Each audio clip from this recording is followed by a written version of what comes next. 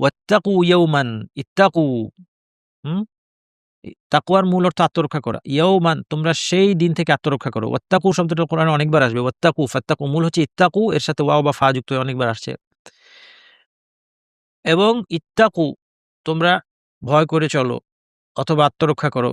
Context থেকে অনুবাদ করতে হবে। এখানে ইয়াউম দিবসের কথা বলা হচ্ছে। তার মানে দিবসটাকে ভয় করো অথবা ওই দিবসের থেকে তোমরা নিজেদেরকে বাঁচাও। যেদিন কি হবে? লা তাজজি নাফসুন আন নাফসিন শাইআ। লা তাজজি মানে লা তুগনি, কোন কাজে আসবে না। নাফসুন সেলফ, ব্যক্তি। আন নাফসিন এক ব্যক্তি অন্য ব্যক্তির কোন কাজে আসবে না। শাইআন মানে কোন কিছুই কোন কাজে আসবে না। এখানে অবিশ্বাসীদের কথা বলা হচ্ছে। এটাও অ্যাবসোলিউট সবার জন্য প্রযোজ্য না। কিয়ামতের দিন কি কোন ব্যক্তি কোন ব্যক্তির কাজে আসবে না? না, আসতে পারে। হ্যাঁ, মুসলিমদের ক্ষেত্রে কেউ কারো কাজে কিয়ামতের দিন আসতে পারে। কিভাবে আসবে সেটাও নির্দিষ্ট প্রক্রিয়া, ইচ্ছামত না। কিন্তু এখানে বিশেষভাবে বলা হচ্ছে কেন? কারণ আল্লাহ সুবহানাহু ওয়া তাআলার কনটেক্সটটা দেখতে হবে। আল্লাহ সুবহানাহু ওয়া তাআলা বনু ইসরাইলকে সাবধান করছেন আসলে কিসের ব্যাপারে? ওয়াত্তাকু ইয়াওমান, আল্লাহ তুমি কিয়ামতের ভয় কেন দেখাচ্ছেন তাদেরকে? তারা যেন নবী মুহাম্মদ সাল্লাল্লাহু আলাইহি ওয়াসাল্লামের প্রতি ঈমানকে প্রত্যাখ্যান না করে। নবী মুহাম্মদ সাল্লাল্লাহু আলাইহি ওয়াসাল্লামকে এবং আল কোরআনকে তারা যেন প্রত্যাখ্যান না করে, তারা যেন ইসলামে প্রবেশ করে। এইজন্য তাকে ভয় দেখাচ্ছে যে তোমরা যদি এখন নবী মুহাম্মদ সাল্লাল্লাহু আলাইহি ওয়াসাল্লামের প্রতি ঈমান না আনো, তোমাদের মৃত্যু হবে। তোমরা সর্বশ্রেষ্ঠ উম্মত হওয়ার সত্ত্বেও, অতীতের সর্বশ্রেষ্ঠ উম্মত হওয়ার সত্ত্বেও তোমাদের মৃত্যু হবে কুফরের উপর। কাফের হিসেবে তোমাদের, অবিশ্বাসী হিসেবে মৃত্যু হবে। আর যদি সেটা হয় তাহলে সেদিন কিয়ামতের দিন কোন ব্যক্তি অন্য কোন ব্যক্তির কাজে আসবে না। কোন কাফের কাজে আসবে না, কোন মুসলিমও কোন কাফেরের কাজে আসবে না। সে যদি কুফরির উপর মারা যায়, কেউ তো কাজে আসবে না।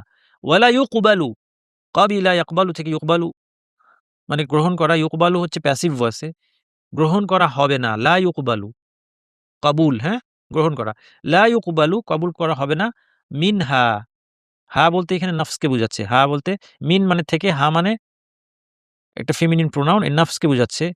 অর্থাৎ কারো থেকে কবুল করা হবে না শাফাআতুন, শাফাআত সুপারিশ গ্রহণ করা হবে না।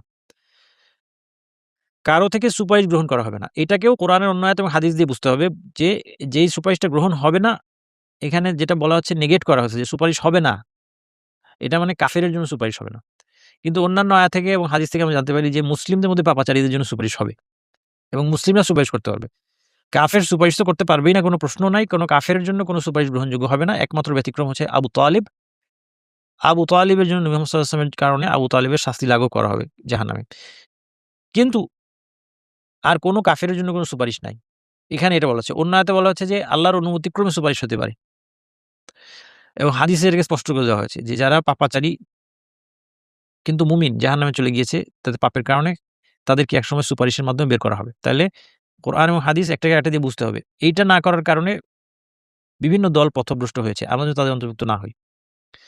লা ইউকবালু মিনহা শাফাআত, তাইলে অবিশ্বাসীদের জন্য কোনো শাফায়াত গ্রহণ করা হবে না। কারো থেকে শাফায়াত গ্রহণ করা হবে না। কার জন্য? অবিশ্বাসীর জন্য গ্রহণ হবে না।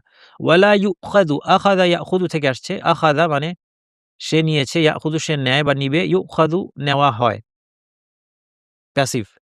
লা ইউখাযু মিনহা নেওয়া হবে না, লা ইউখাযু নেওয়া হবে না, মিনহা তার থেকে, কোন নফসের থেকে কি নেওয়া হবে না? আদলুন মুক্তিপণ। টাকা পয়সা দিয়ে, জামিন দিয়ে, জরিমানা দিয়ে সেদিন কোনো কাফেরের জন্য কোনো সুযোগ নাই তার শাস্তি থেকে বাঁচার। ওয়ালা হুম ইউনসারুন, এবং তারা সাহায্যও পাবে না। ইউনসারুন শব্দটা নাসারা থেকে এসেছে, সে সাহায্য করেছিল, ইয়ানসুরু করে বা করবে। ইউনসার প্যাসিভ ভয়েস, সাহায্য পাবে। ওয়াও নুন লাগিয়ে প্লুরাল, তারা সাহায্য পাবে। লা ইউনসারুন, তারা সাহায্য পাবে না। ওয়ালা হুম ইউনসারুন, হুম দিয়ে আরো এমফাসাইজ করা হয়েছে, তারা কোনো সাহায্য পাবে না।